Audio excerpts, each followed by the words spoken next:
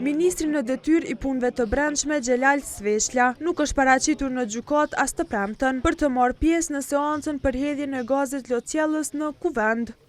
Ndaj tij gjykata e veçoi procedurën penale. Gjyqtari Sabit Sadika i tha se janë përmbushur kushtet ligjore që shqyrtimi gjyqësor të vazhdojë vetëm me të pandehurit e pranishëm. Për shkak se kjo procedurë është zvarrit së disa herë, gjykata i propozon parëve që seancët e vazhdimit kundër pandemijës prezant, ndërsa të veçohet ndaj përderës së Sveçla. Avokati i Sveçlës Laur Preni kërkoi nga gjykata që të ketë konsiderat për mungesën. I mbrojturi im bon një detyrë me përgjegjësi të lartë si ministër në detyrë i punëve të brendshme dhe jo çdo herë mund të jetë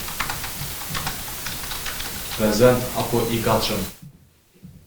Ani se u vendos që shqyrtimi gjyqësor të vazhdojë ndaj ish-deputetëve Sali Zyba, Fitore Pacolli Dalipi dhe Drita Millaku, seanca u ndërprej nga gjyqtari Sadikaj. Vendimin e mori me kërkesë të Zybës, i cili kërkoi ndryshimin e prokurorit të rastit, Valdrin Krasniqi, nën pretendimin se është biri i Ismet Krasniqit që ka mbajtur pozitën e sekretarit të Kuvendit në kohën kur me gaz Lociellës opozita ka kundërshtuar themelimin e asociacionit të komunave me shumicë serbe, si dhe marrëveshjen e demarkacionin me malin në Zi.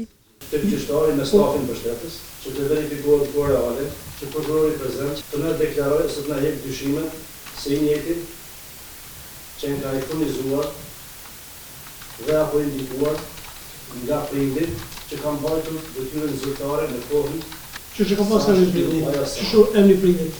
Ismet Krasniqi. Po, Ismet Krasniqi. Nëse ky siç u kuptoi këtu është i biri natyral i Ismet Krasniqit, e konsideroj më pakta që është konflikt të interesit dhe jo profesionalizëm. Kërkesa u bë pasi prokurori Krasniqi lexoi aktakuzën sipas të cilës në sallën e Kuvendit më 21 mars 2018 në cilësinë e deputetëve, fillimisht Sveçlja e më pas edhe Zyba, Millaku dhe Pacolli kanë përdorur mjete plasëse duke aktivizuar disa bombola me gaz Lociellës. Prokuroria ka akuzuar të pandehurit për veprën penale përdorim i armës apo mjetit të rrezikshëm. Pas leximit të aktakuzës, Millaku deklaroi se do të mbrohet në heshtje, ndërkaq Zyba dhe Pacolli thanë se nuk ndihen fajtor.